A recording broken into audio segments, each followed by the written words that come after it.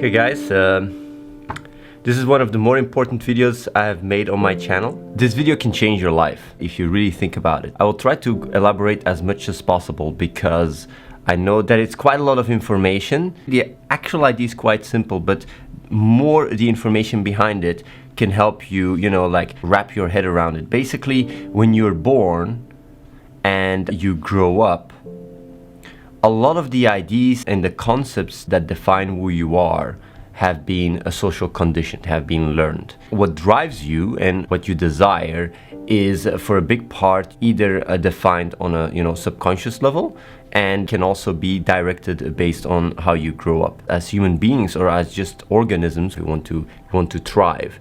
And doing so requires us to survive, of course, because if we don't survive, we wouldn't even be where we are. Surviving manifests itself in different ways. When you go back 500 years or even less, being part of the group was crucial to survive. And as a result, what you have is basically your biology, your DNA, because of going from parents to children to children to children, has that hardwired in you. Of course, it has become less and less important to be part of a tribe because our survival as human beings is not so much defined by other people. Let's say you go a bit back, if you'd be rejected by a group, it would mean you would die. That is why what other people think about you or trying to fit in or trying to impress people around you is something that some people can experience as extremely important in their life. Same in a tribe. If you're in a tribe and you get enough, authority or you get enough power from the members, what happens is rather than being one that follows orders or being one that tries to impress or whatever, you actually start becoming more like alpha, to put it that way, a leader, and rather than just following up orders, you start to lead by believing in the direction you want to go, and that would then affect the tribe. You see that quite a bit in a lot of different animal pack mentalities where you have the same dynamics. And the reason why I'm explaining this is because it's really crucial to understand these dynamics, because it allows you to understand how to overcome them. The reason why I know these things is because I read about it. I read about evolutionary biology, I read about neuroscience, and the problem is that when I talk and I explain these things, for a big part, the extent to which you can process this information, the extent you can understand what I'm saying right now, is much defined by how much neural activity you have in your more advanced parts of the brain. And I'm going to explain now something else. So this is one part of the thing, because I know a lot of people are stuck in this. And that's why I first explained it. A lot of people go through life trying to fit in, go through life trying to impress others, go through life to live a life that other people want them to live. And that then translates itself in what you really desire. On a subconscious level, you really desire to be part of a bigger group, or you really desire to fit in. And that can also translate when it's become a bit more advanced to desiring to be part of the family, because family is very important, or relationships, or friendship. All these subconscious things that you really very fundamentally desire are fully defined by how we grew up and how that on itself has been a big part of our ability to survive and thrive as a species. What I'm basically trying to explain here is that all your emotions you experience right now have a reason. They can all be explained, no matter how crazy it is, because even when you then go more advanced and you start getting certain fixations because that's how you've been grown up and that's how you've learned certain things, like even these fixations, even if they are dysfunctional, the most dysfunctional one that you can think of can be explained. They have a reason why they happen. The thing is that when you go back in time and you had like a certain fear, because fear is also a very big part of surviving. It's a very big part of being able to thrive, being able to find fear and being able how to deal with it and how it directs you. A lot of our core drives, like you have fear, you have warmth, trying to fit in, all these core mechanics that are part of us have a reason, because it allowed us to adapt with reality and grow as a species. As we grew as a species and became more self-aware and self-conscious, human species is the first species that really can create all these concepts and really think. When we started developing ideas and thoughts because of our ability to speak and construct more advanced concepts in the brain, when you go back and you look at how it works, a lot of it makes sense. Like everything actually makes sense when you think about it. But the problem is when you go back in time, like 1,000 years or 2,000 years, 3,000 years, when we had a certain existential fear, or if we were confronted with certain natural phenomena that we couldn't explain, it brought about a lot of fear. And to cope with that fear, we created certain concepts to be able to understand what happened, whether it's religion or whether it's more advanced spiritual ideas or whatever. We all the time found an idea that explained it to us, because being able to explain it allowed us to get rid of the fear. When you see a lion and you think it can just attack you, you have fear, but if you then realize there is like glass in front of you, then you don't mind. The fear is suddenly gone. Same with a gun. If someone points a gun at you, you might experience fear, but if you know it's just a toy, you suddenly don't care. And that is the thing. We have the ability to override our fears and to direct them if we understand and can explain what the cause is, because it has a reason. But if you don't know the reason, if you don't know why it's there, you will try and find another concept that can cope with it, to be able to process that emotion that comes about with fear or with social conditioning or with love or with whatever. And the problem is that that mechanism that I'm just explaining now is not something that happens flawless. As we evolved, we just came from very primitive beings, and then suddenly we started acquiring our ability to think and use words and such, and we didn't have the knowledge to understand why we had all these existential fears, or why we had all these fast developments, all these technologies that really redefine life in a very drastic way. But on a fundamental level, we are still quite primitive. We don't have so much understanding. And that is why in the past 100 years, when science became more and more a part of people's paradigms, and thinking more logical and trying to understand reality, that we started developing so much, and we had a very big exponential growth. And the problem is that if we grow up and we are conditioned and we are exposed to certain knowledge, the only thing that we are aware of is what we're exposed to. That is our world. So when I talk about evolutionary biology and all this long road of what you are, a lot of people don't even think about these things. Most people's world is just, they wake up, they have their own things they have to think about. It's very direct. There is no bigger picture. There is no bigger awareness about what your place is in all of this. And that is because it has never been thought. That's because it's not part of your neural network. It's not part of your awareness. And that's why I think this video is so important, because I'm trying to explain here where your fears come from and why you feel the way you feel, and how understanding these fears can really allow you to overcome them and give you a reason why they're there. And just as much as the gun that you know is suddenly a toy can take away certain fears, the same applies to a lot of the dysfunctional beliefs or constructs we have adopted to be able to cope with certain emotions or experiences we couldn't explain. Because that is what happens. That is the second thing I want to talk about, and it's the brain. But what is very important to know is when I start talking about the second part and I start talking about the brain, a lot of the understandings is the ability to be able to look at your processes, to be able to look at your consciousness. And in order to do so, you need to be able to look at yourself as a third person. If you're too much involved and warped in your own beliefs and your own worldview, you wouldn't be able to process what I'm going to explain now. You really need to be able to focus and take distance from your day-to-day world, in a sense, to be able to understand what I'm going to explain. And that is why if people live very unhealthy and don't work out and don't have so many cognitive power, the ability to process this information, then this information, I can explain it, it will go past you.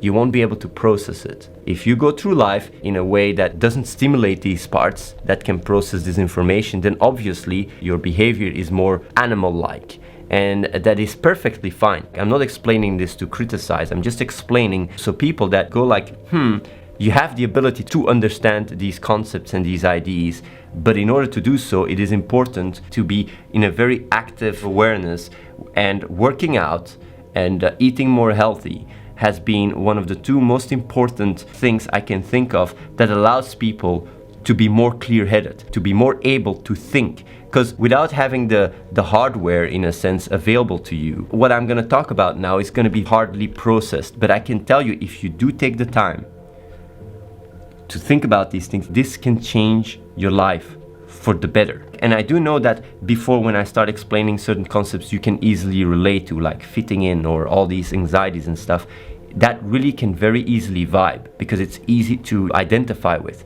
But what I'm going to explain now is more fundamental and requires you to take a distance from everything I've said. So if you want to fit in, or if you have all these anxieties, what I'm going to explain now will allow you much more to cope with it, but you have to take distance from it and be in a part of your brain that is more advanced, because I'm going to explain the processes of how the brain works.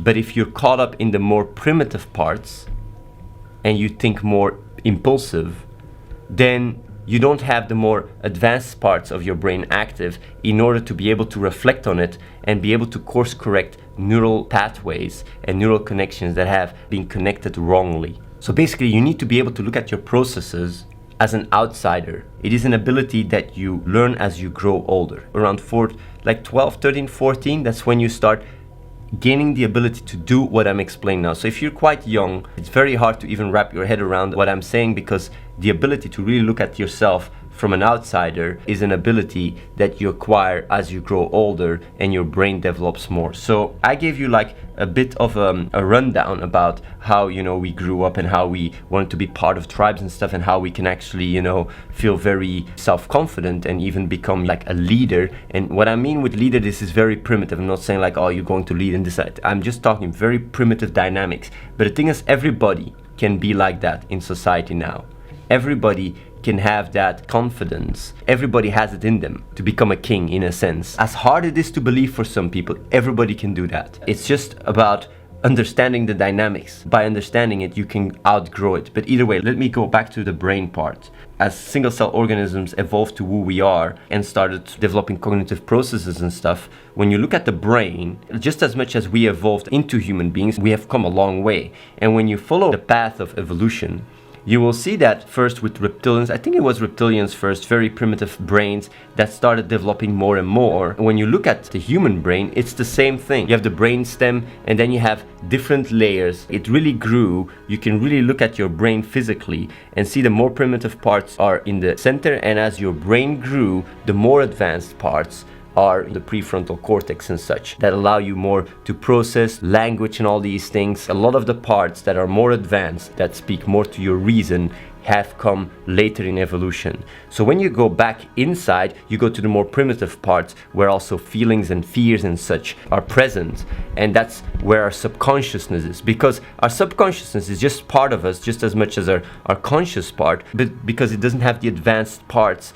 to be able to think and speak, it experiences itself, it expresses itself more in feelings and fears. Your prefrontal cortex has the ability to affect these feelings and these fears. Just like I said about the gun, when someone points a gun, you suddenly experience a lot of fear, and it happens subconsciously. So you first experience the fear because the experience comes from the core to the edges, and then you start being aware of it. And the moment you realize, oh, it's just a toy, you basically have a communication. The fear is completely nullified because your more advanced part of the brain has the ability to control your feelings to a certain sense. But in order to control it, you need to know the cause. Your subconscious, more primitive part of brain doesn't know how to express and explain the cause. So it's the job of the prefrontal cortex, or the more advanced part of the brain, to understand what the causes of your emotions. And the moment you can know and really spot the cause of your emotions,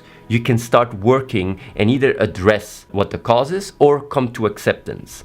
And that is a process that they call in psychology mindfulness, I would say. Being able to understand where your emotions come from and being able to address them. The problem here, though, is that since emotions are first experienced and then afterwards they're being contextualized, a lot of the time when we have a lack of understanding, because we don't get born with these insights. The reason why I know this, what I'm explaining right now, is because of neuroscience. And that's why I always say how important neuroscience is in understanding in what you are. And since 1,000 years ago, or even 100 years ago, neuroscience was not even a field. That is why only recently we're able to go through crazy paradigm shifts that can really redesign or restructure how we look at ourselves in a way that is much more fulfilling and much more in line with reality. So basically, you first experience your emotions, and then you're aware of them. And since there is nothing that tells us, there is no instinct or there is no programs that tell us this process, how it works, and it's only through science and through neuroscience we started understanding it. It's only recently that we can understand like why beating yourself up of certain emotions doesn't make sense. A lot of people sometimes feel very angry about feeling a certain way. The reason why that is because they don't understand the sequence. If you understand the sequence and you know you experience these emotions even before you're even able to be aware of them, you won't beat yourself over it to experience them. Your emotions just are.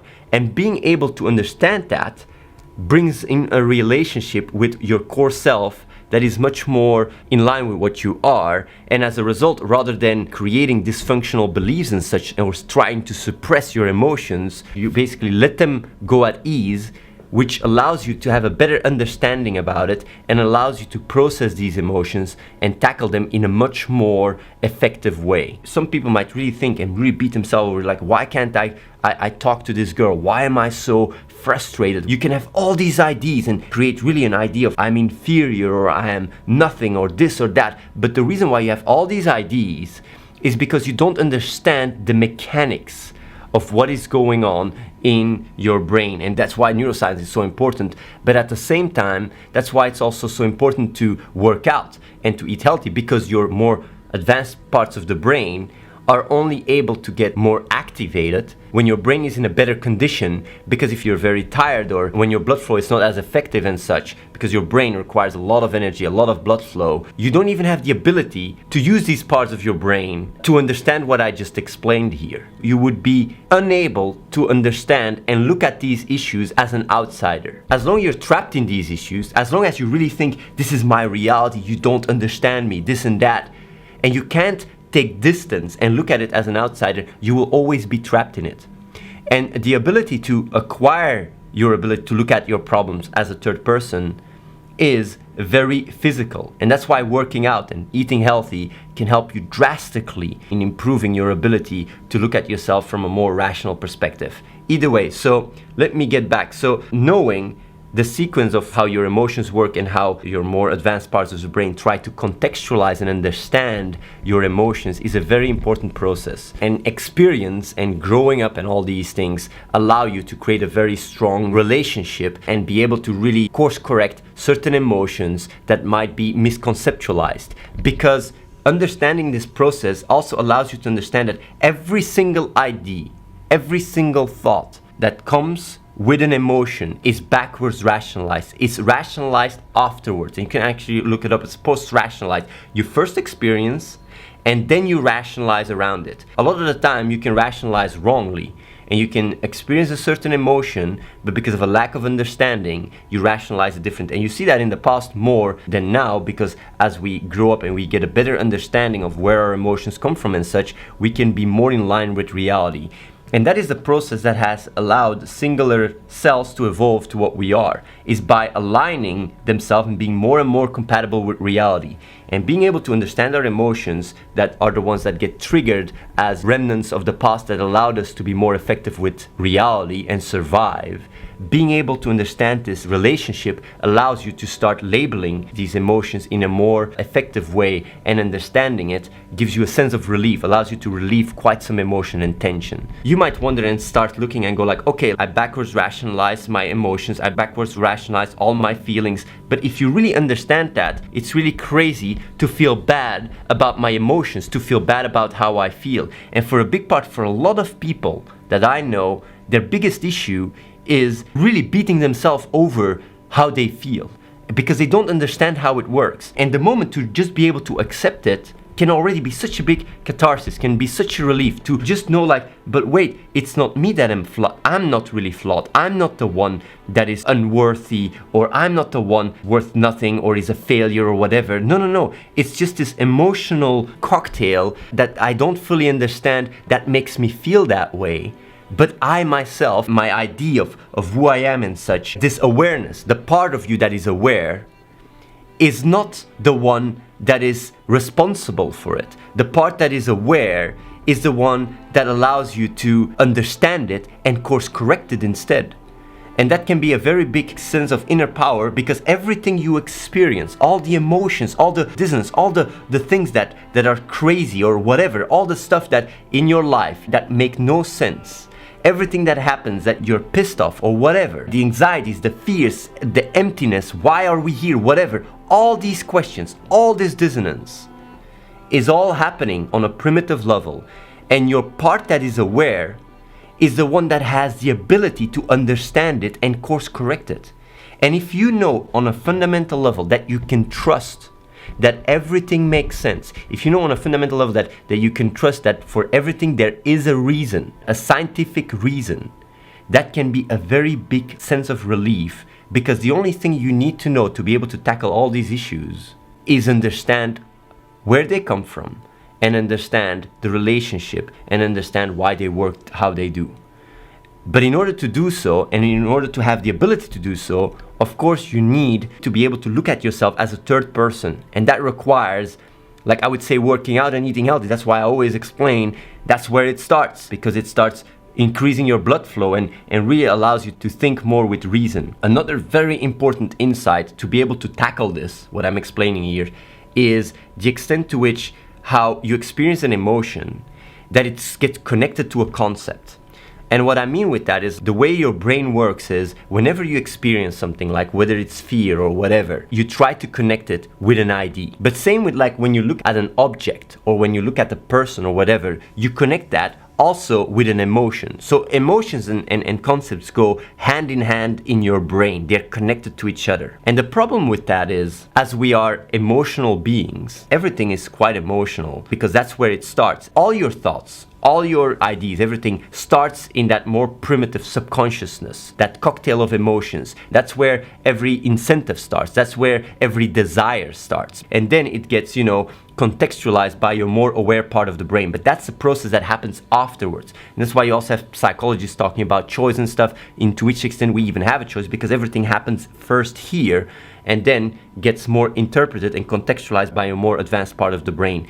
But the thing is, what is very important to understand here is, if you understand that concepts are connected with emotions, and your emotions is what drives all your thinking, on a subconscious level, everything is driven by that. You might think you have all the awareness and all the insights, but on a subconscious level, you are actually completely directed. Almost all your actions are intuitive, are impulsive. Same with me. I think about all these things, and yet, like, even my ability to put these into words, and even me coming up with the idea to make this video, has started on a subconscious level. And then I started rationalizing and being able to talk and explain this. But understanding this relationship really allows you to understand how important it is to detach concepts of emotions.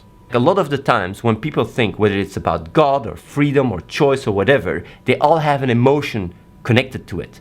And they think using their emotion. They don't think with the abstract concept. They think with the emotion. And as a result, when you have a conversation, you might have a strong positive emotion connected to God, for example, and someone might have a strong negative emotion. And when you talk to each other, you guys think you're talking about the same God, but you're talking about the emotions. And what you're actually doing is you first just experience, and then you start conceptualizing around it. You're not even talking about the concept. You might have the same concept and even agree with each other about the concept, but the emotions, since we were so emotional beings, we have these conflicts because of emotions. But the same with your ability to understand things and to be able to even process this information. If I, throughout this conversation, has said something that triggers you, have used a word, maybe at the start of this talk, I talked about spirituality, and you might really have a strong positive emotion with spirituality, and you go like, no, and you just discard everything I said because I trigger the emotion connected to spirituality, and spirituality has a very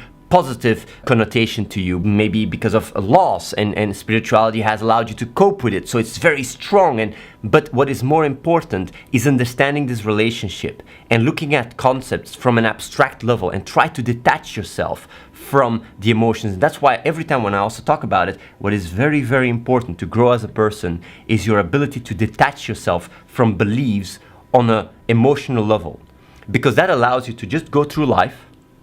And when you experience something and you see like a belief is flawed, you can just discard it and replace it with a stronger one. But if you go through life and you have a very strong emotion connected to that belief, and you are confronted with that belief being flawed, you will since on a subconscious level, that is what drives you and makes you even think and drives your desire, you can just immediately feel like, no, I can't let it go. You just can't let it go. But it's not like you can't let go the concept. It's the problem that it's connected to an emotion. And being able to be aware of this mechanism, if you look at it at this process from a third person, you can actually detach the emotion from the concept, because the way it works, what you learn in neuroscience, is memory consolidation. Whenever you experience an emotion, you load it, and then it becomes basically label. You experience the emotion and then you write back the emotion. So you will never experience an emotion the same. Maybe they might experience similar, but you will never experience the emotion the same. That's what they do in therapy. There's different strategies and different tricks to do it, but they load the emotion, and sometimes you can go into a catharsis or whatever, and the emotion can be relieved. And that way, let's say you have had a traumatic experience, when you then think about the experience, the emotion doesn't get triggered as hard because it's more relieved. And understanding these mechanisms, using your more advanced parts of the brain, allows you to control your direction of your subconsciousness, which can give you a lot of strength and a lot of insight and a lot of growth. The reason why I'm explaining all this is to make you understand and realize that as hard it is to understand the world, as hard it is to make sense of anything you experience in your world, as hard it is to look around the world and go like, why are things happening the way they are? As hard it is to make sense of things, everything has a reason. For a lot of people back in the days, thousands of years ago, they were like God. And that was their explanation. That was their ability to explain their fear. And that what gives them a sense of peace. It gave them a sense of relief because they knew on a certain level they could trust God.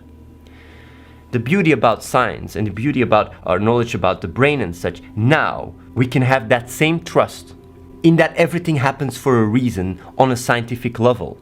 And that we have the ability to understand it. And I'm not going to say like, oh, we can be our own God or something, because some people might get really triggered by that. But in a sense, you have actually control and the ability to rewire yourself. And the only thing you lack is knowledge and understanding. But you do know on a fundamental level that everything does make sense. And the only thing that is between that and your ability to do something about it is understanding what is going on. And of course, like, it is a process. But if your will, if your dissonance and your frustrations about how you feel or how you see the world is directed in a will to understand what is going on, you will have the ability to much more easily grow and be much more in line, align your beliefs with reality, than if you go about things in a more impulsive way where you don't really have control and understanding in what is going on, and create dysfunctional beliefs and processes that just turn you into a very conflicted person. And that is why all this insight, all this information, everything I'm explaining here is information and understandings for you to understand that you can control it and can overcome it. All the stuff what I just explained here, that is very important information, understandings, is just to make you understand that no matter how you feel and no matter how you look at things, everything makes sense. Everything. You just have to be able to understand it in order to overcome it. If you also understand that it's not your fault, that it's not the aware part that is responsible, but your aware part is exactly what can do something about it. It gives you, rather than feeling weak, it can give you a sense of power and empowerment. And it's very important for a lot of people to also understand, if you feel worthless because of social conditioning, or if you feel really like you want to fit in, it's going to be harder to understand what I'm talking about, because you might be very trapped in what you think. But being able to work out and eat healthy and put yourself in a position where your more advanced parts of the brain have more neural activity to be able to understand these processes is very fundamental and essential to be able to overcome it. And I know that it can be very hard. The emotions can be very strong, but knowing that you can tackle it and knowing that you can come out of it and knowing that understanding allows you to overcome it, if you fully understand that and you adopt that, can really give you a very strong sense of purpose and relief. And the reason why I'm explaining all this is to go to the most important insight. All this is just information to go to the main insight, and this is really something I'm telling you guys, it could change your life so fast, so quick. And the reason why I'm saying that is because people, and the reason why I'm also making this video, is because people have come to me and said this insight has changed their life. In a few weeks, they went from someone that was emotional to someone that was so much more stable, rational, and insightful. And that's why I'm making this video. I've been thinking about it for the past weeks, how to find the words and how to explain it. And this entire explanation is just foundation, it's just structure to make you feel at ease, to understand how important this is. When I explained all the subconscious cocktail that drives you, basically as you grow up and you experience, every single person acquires on a subconscious level what they find most important, what they value the most. And for some people it can be family, for some people it can be money, for some people it can be relationships, but it all depends on how this emotional cocktail has come to value something depending on their experiences. And that is something that happens very impulsive. And the reason why you adapt these emotions, the reason why you adapt this value is because on a subconscious level you feel most safe. You feel it allows you most easily to tackle fear. It has a very primitive reason. And the primitive reason is like, you really just feel like, yeah, I do this because my family allows me to feel warm. My family allows me to feel safe. My family allows me to tackle fear, and it gives me a sense of being alive and being able to grow. It could also be, trying to fit in or trying to impress your friends. Depending on where you are in your evolution, that subconsciousness will send the emotions to your more prefrontal cortex, that what it desires the most. On a subconscious level. If you think about it and just reflect on it, and it's not a thought, it's not an aware thing, it's just a gut thing, a gut feeling thing. If you just detach and just experience, what do you value the most in life on a subconscious level? Everybody has it. When I ask it on the stream, everybody says something. And the reason why that is the way that you try to cope. But a lot of people have gone through life and saw that, but this doesn't always make sense. A lot of these values, even though you find them so important, they're not always in line with your more rational part. They're not always in line with your experiences. And sometimes it can cause a lot of dissonance. It can cause a lot of inner conflict. And sometimes if the inner conflict is too big, you go through a paradigm shift. You suddenly start looking at things differently and you adopt another core value subconsciously. And that process happens subconsciously as you go through life. Sometimes it can be an insight, like the power of now, for example. Some people went to a catharsis because suddenly they figured out like, identity and all this ego stuff is just a facade. It's all about what you purely are, and suddenly they are able to let go of all this baggage they carried around day in, day out, that story that was just a remnants of their past that was not really functional, and it gave them a catharsis. And it's because on a subconscious level, their value, their core value changes. Because your subconsciousness, that's what it does. When it knows that it can cope more with fear, and when it knows that it can trust it more and make you feel more safe, what it automatically does is it adopts it. Because that's what it's designed to do from an evolutionary point of view. And the reason why I'm explaining all this is to make you fully aware that you can fully trust on how everything on a fundamental level is making sense. And the moment you start realizing that, you know you can trust it, and all your fears and all your conflicts get translated into trying to understand it. So basically, the insight is that if your subconsciousness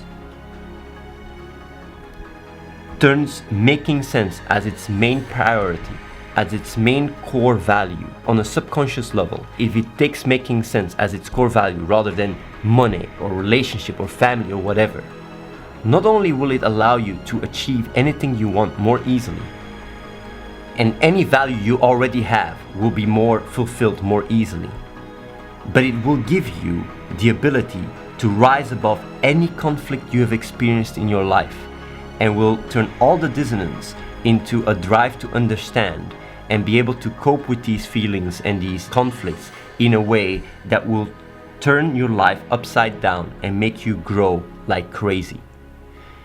And that is the key to what has made me successful. And it's only very recently I realized it, and that's why I only make this video now, else I would have made this video years ago.